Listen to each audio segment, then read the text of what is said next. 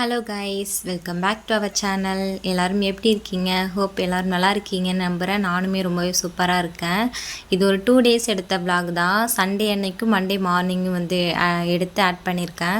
So video ஃபுல்லாக skip பண்ணாமல் பார்த்து என்ஜாய் பண்ணுங்கள். வீடியோ உங்களுக்கு ரொம்பவே இன்ட்ரெஸ்டிங்காக இருக்கிற மாதிரி தான் ஷூட் பண்ணியிருக்கேன். அதுக்கு முன்னாடி நம்ம சேனலுக்கு இப்போ தான் புதுசுனா மறக்காமல் சப்ஸ்கிரைப் பண்ணிவிட்டு அந்த பெல் ஐக்கானையும் கிளிக் பண்ணி வச்சுக்கோங்க. அப்போ தான் நான் போகிற வீடியோஸ் எல்லாமே உங்களுக்கு நோட்டிஃபிகேஷனாக வரும். இப்போ வாங்க வீடியோக்குள்ளே போகலாம். மார்னிங்கே பார்த்தீங்கன்னா ஹஸ்பண்ட் வந்து பூ வாங்கிட்டு வந்திருந்தாங்க. ஒரு 2 டேஸ் மாதிரி பூ கட்டவே இல்லை, அதோட கலரே சேஞ்ச் ஆகிட்டு. ஸோ எழுந்ததுமே ஃபஸ்ட்டு வேலையாக அந்த பூவெல்லாம் கட்டி வச்சுட்டு அதுக்கப்புறம் தான் கிச்சனுக்கே வந்தேன். நான் கிச்சனுக்கு வரும்போது பாப்பாவும் என் கூட வந்துட்டா, வந்து கொஞ்சம் நேரமாக விளையாண்டுக்கிட்டு இருந்தா. அதுக்கப்புறம் வந்து அந்த கட்டை மேலே ஏறி உட்காரணும்னு சொல்லிட்டு கவுண்டர் டாப் மேலே தூக்கி உட்கார வச்சுட்டேன். அவளை உட்கார வச்சுட்டு நான் பாத்திரம் எல்லாம் வாஷ் பண்ணிகிட்டு இருந்தேன். நாள் பாத்திரம் எதுவுமே கழுவாமல் அப்படியே தூங்கிட்டேன். ஸோ சண்டே தானே பொறுமையாக ரிலாக்ஸாக எழுந்துச்சி வேலை செஞ்சுக்கலான்னு சொல்லிட்டு தூங்கிட்டேன். எழுந்ததுமே அது ஒரு பெரிய வேலை. பாத்திரம் கழுவுறது எனக்கு சுத்தமாக பிடிக்கவே பிடிக்காது. கிச்சனுக்கு வந்தால் பிடிக்காத வேலைன்னு பார்த்திங்கன்னா எனக்கு அதுதான்.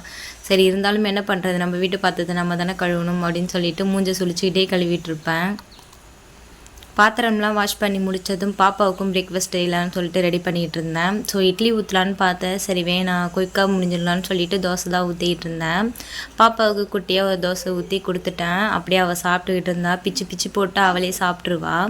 சாப்பிட்டுட்டு மறுபடியும் மேடம் என் கூட வந்துட்டாங்க. வந்து கீழே நின்று அழுதுகிட்டு இருந்தாங்க. ஸோ தூக்கி வைக்க சொன்னாங்க. அப்படியே தூக்கி இடுப்பில் வச்சுக்கிட்டே தோசை ஊற்றிக்கிட்டு இருந்தேன். ஸோ வீடியோ எடுக்கிறதெல்லாம் பார்த்துட்டு அவளுக்கு எப்படி இருக்குன்னே தெரியாது, ஃபோனையே பார்ப்பா. ஸோ பாப்பாவையும் கொஞ்சம் என்கேஜிங்காக வச்சுக்கணும்னு சொல்லிட்டு கூடவே வச்சுருப்பேன். அவளுக்கு விளையாட்ட தேவையான ஸ்பூன் அந்த மாதிரி ஐட்டம்ஸ்லாம் எடுத்து கொடுத்துருவேன். அவள் வச்சுக்கிட்டு விளையாண்டுக்கிட்டு இருப்பாள். ஸோ வந்து அண்ணன்ட்ட கொஞ்சம் நேரம் விட்டுட்டு நானும் 2 தோசை ஊற்றி சாப்பிட ஆரம்பிச்சிட்டேன். பால்கனிக்கு எடுத்துகிட்டு வந்து வச்சுக்கிட்டு அப்படியே வேடிக்கைலாம் பார்த்துக்கிட்டு சாப்பிட்டுக்கிட்டு இருந்தேன். சாப்பிட்டு முடித்ததும் துணியெல்லாம் கொஞ்சம் இருந்தது, அதையுமே வந்து மடித்து வைக்கலான்னு சொல்லிட்டு மடித்து வச்சுக்கிட்டு இருந்தேன். துணி மடித்து வச்சதும் வந்து தலையில் ஆயில் அப்ளை பண்ணியே வந்து 2 வீக்ஸ் ஆக போகுது. ஸோ வந்து ஹேரில் நல்லா ஆயில் அப்ளை பண்ணலான்னு சொல்லிவிட்டு அப்ளை பண்ணுறதுக்காக கொஞ்சமாக ஆயில் எடுத்துக்கிட்டு வெளில வந்து தலையில் ஆயில் அப்ளை பண்ணிகிட்டு இருந்தேன். தலையில் ஆயில் வைக்கணுன்னாவே ரொம்பவே பயமாக இருக்குது, ஏன்னே தெரியல, பிடிக்கவே மாட்டேங்குது. ஸோ வந்து ஹேரை வந்து கொஞ்சம் கூட நான் மெயின்டைன் பண்ணுறதே கிடையாது. தலையில் ஆயிலெலாம் அப்ளை பண்ணிட்டேன். ஸோ நான் அன்றைக்கே வந்து ஹேர் வாஷ் பண்ண போகிறதில்ல, மறுநாள் தான் ஹேர் வாஷ் பண்ண போகிறேன். அப்படியே தூக்கி கொண்டை மட்டும் போட்டு விட்டுட்டேன். ஸோ ஸ்நாக்ஸ் ஏதாச்சும் சாப்பிட்ணும் போல் இருக்குதுன்னு சொல்லிட்டு கொஞ்சமாக சர்க்கரையும் பொட்டுக்கடலையும் வச்சு சாப்பிட்டேன். எனக்கு ரொம்பவே பிடிக்கும். வீட்டில் ஏதாவது ஸ்நாக்ஸ் இல்லைன்னா இந்த மாதிரி தான் வச்சு சாப்பிடுவேன். அதோட டேஸ்ட்டுமே கொஞ்சம் நல்லாயிருக்கும். நீங்கள் இந்த மாதிரி யாராச்சும் ட்ரை பண்ணியிருந்தீங்கன்னா மறந்துடாமல் கமெண்ட் பண்ணுங்கள்.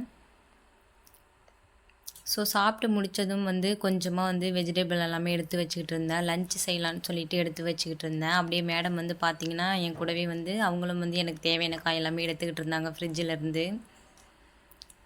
இன்றைக்கி ஸ்பெஷலாக எதுவுமே கிடையாது, நான்வெஜ் எதுவுமே சமைக்கலை, வெஜ்ஜு தான். பருப்பு போட்டு சாம்பார் வச்சுட்டு வெண்டைக்காய் பொரியல் பண்ணலான்னு சொல்லிட்டு எடுத்து எல்லாமே வாஷ் பண்ணிக்கிட்டு இருந்தேன். சைடில் பார்த்திங்கன்னா சாதமும் வெந்துக்கிட்டு இருந்துச்சு. ஃபஸ்ட்டு பொரியலுக்கு தேவையான வெஜிடபிளை வந்து கட் பண்ணலான்னு சொல்லிட்டு கட்டிங் போர்டு எடுத்து வச்சுட்டேன். வெண்டைக்காய் வந்து நல்லா பொடுசாக கட் பண்ணி எடுத்து வச்சுட்டு அதுக்கப்புறம் தான் வந்து சாம்பார் வைக்கிறதுக்கு தேவையான வெஜிடபிளும் கட் பண்ணுவேன். இதெல்லாம் கட் பண்ணிகிட்டு இருக்கும்போதே பாப்பா வந்து பார்த்திங்கன்னா கீழே தான் நிற்பா. என்னை ரொம்ப பிடிச்சி இழுத்துக்கிட்டு, என் ட்ரெஸ்ஸை பிடிச்சி இழுத்துக்கிட்டு நின்றுட்டுருப்பா. ஸோ அவள்கிட்ட பேசிக்கிட்டே கத்தாத, விளையாடாத அப்படின்னு சொல்லி, அடிக்காத அப்படின்னு சொல்லிக்கிட்டே தான் வேலை செஞ்சுக்கிட்டு இருப்பேன். அண்ணன், அப்பா யார் கூட இருந்தாலும் அவள் இருக்கவே மாட்டா. நான் மட்டும் கூட இருக்கணும் அவளுக்கு, எப்பயுமே என் கூடவே நின்றுக்கிட்டு இருப்பா. ஸோ பருப்பும் கழுவிட்டு வெஜிடபிள் எல்லாமே அதிலே ஆட் பண்ணி மஞ்சத்தூள், உப்பு, மிளகாத்தூள் எல்லாமே அதிலே ஆட் பண்ணி ஒரு 3-4 விசில் விட்டு எடுத்துருவேன். ஸோ குயிக்காக முடியணுன்னா அந்த மாதிரி தான் செய்வேன். இப்போ நான் மிளகாத்தூள் அதிலே ஆட் பண்ணல, பாப்பாவுக்கு கொஞ்சமாக பருப்பு எடுத்து வைப்பேன். ஸோ அதனால் வந்து மிளகாத்தூள் மட்டும் ஆட் பண்ணல. சைட்லேயே பொரியலுக்கும் தேவையானது எல்லாமே ரெடி பண்ணிக்கிட்டு இருந்தேன். ஃபஸ்ட்டு குழப்பே இல்லாமல் வெண்டைக்காய் பொரியல் செய்யணுன்னா கட் பண்ணி வச்சுருக்க வெண்டைக்காய் வந்து லைட்டாக ஃப்ரை பண்ணணும். வானலில் வந்து ஹீட் பண்ணி நல்லா ஃப்ரை பண்ணணும். அப்போ தான் வந்து அதோடய குழப்பு தன்மையெல்லாம் போகணும். அதுக்கப்புறம் அதை நீங்கள் தனியாக எடுத்து வச்சுக்கிட்டோ இல்லை அதே வானலில் கொஞ்சமாக ஆயில், கடலைப்பருப்பு, உளுந்து இதெல்லாமே போட்டு நல்லா இது பண்ணணும். வெங்காயம், கருவேப்பிலை இதெல்லாம் போட்டு நல்லா வதக்குனதும் லாஸ்ட்டாக மஞ்சத்தூள், மிளகாத்தூள் இதெல்லாம் தேவையானது உப்பு எல்லாமே சேர்த்து நல்லா மிக்ஸ் பண்ணதுக்கப்புறம் நல்லா லோ ஃப்ளேம்லேயே விட்டு வேக வைக்கணும். தண்ணி மட்டும் ஆட் பண்ணவே கூடாது. தண்ணி ஆட் பண்ணிங்கன்னா கொழ கொழப்பாக ஆகிடும். கொழ கொழப்பே இல்லாமல் செய்யணும்னா நீங்கள் எண்ணெயிலே தான் ஃப்ரை பண்ணி எடுக்கணும். மெயினாக லோ ஃப்ளேம்லேயே வச்சு ஃப்ரை பண்ணணும். இல்லைனா வந்து காந்தி போயிடும். அடிக்கு பிடிச்சிட்டுனா நல்லாவே இருக்காது. லாஸ்ட்டாக கொஞ்சமாக மல்லித்தழை மட்டும் தூவி இறக்குனிங்கன்னா சூப்பரான வெண்டைக்காய் பொரியல் ரெடி ஆகிடும். பாப்பாவுக்கும் வந்து கொஞ்சமாக பருப்பு எடுத்து வச்சேன். பருப்பு வெந்ததும் பாப்பாவுக்கு கொஞ்சமாக எடுத்து வச்சுட்டு சாம்பாருமே வந்து ரெடி பண்ணி வச்சுட்டேன். தாளித்து விட்டுட்டா சாம்பாரும் ரெடி ஆகிடும்.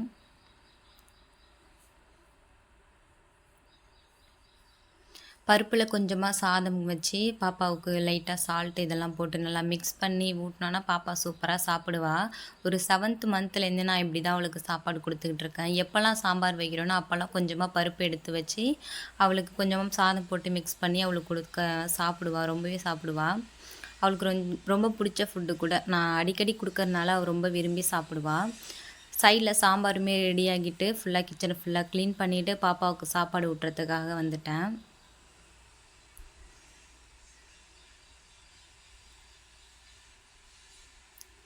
பாப்பாவுக்கும் சாப்பாடு ஊட்டிட்டு நானும் சாப்பிட்டுட்டு அண்ணனுக்கு ஹஸ்பண்டுக்கு எல்லாருக்குமே சாப்பாடு கொடுத்துட்டு கொஞ்சம் நேரம் தூங்கிட்டோம்.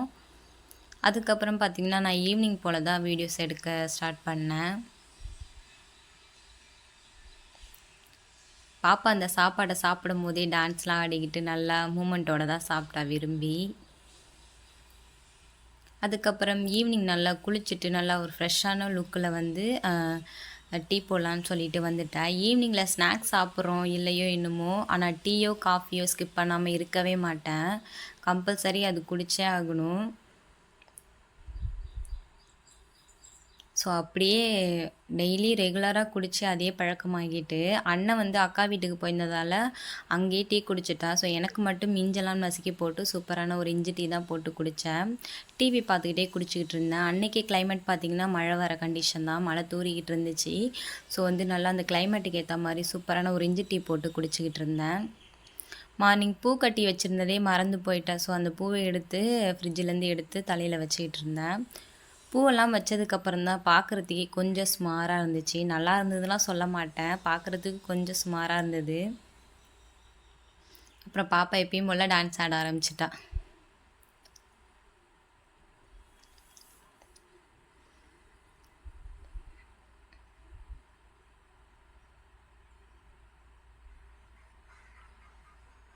ஈவினிங் ஆனதும் கொஞ்சம் புதினா இருந்துச்சு. ஸோ வந்து இருட்டிடுச்சு. அந்த டைம்லலாம் கொஞ்சம் புதினா எல்லாமே க்ளீன் பண்ணி ஸ்டோரேஜில் பாக்ஸில் வந்து போட்டு ஃபில் பண்ணி வச்சுட்டேன்.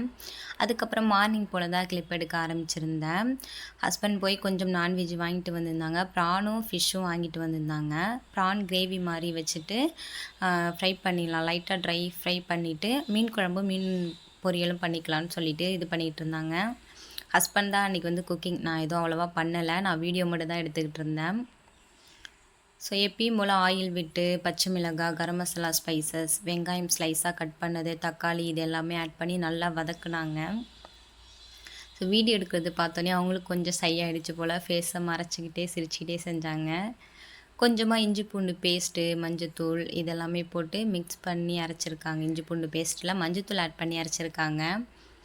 நல்லா மிக்ஸ் பண்ணதுக்கப்புறம் அதோட ஸ்மெல்லாம் போனதுக்கப்புறம் ப்ரானையும் ஆட் பண்ணி நல்லா வதக்கி கொடுத்துட்டு அதுக்கப்புறம் வந்து மசாலா எல்லாமே ஆட் பண்ணாங்க. Garam masala, chilli powder, turmeric, கொஞ்சமாக வீட்டில் அரைச்ச மசாலா ஆட் பண்ணி நல்லா மிக்ஸ் பண்ணி லாஸ்ட்டாக உப்பும் போட்டு திக்காக வந்துடுச்சு பார்க்குறதுக்கே.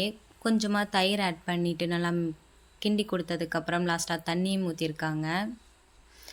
தேவையான அளவுக்கு தண்ணியெல்லாம் ஊற்றி மூடி போட்டு லோ ஃப்ளேம்லேயே வச்சு வேக வச்சாங்க. அப்போ தான் நல்லா குக் ஆகும்னு.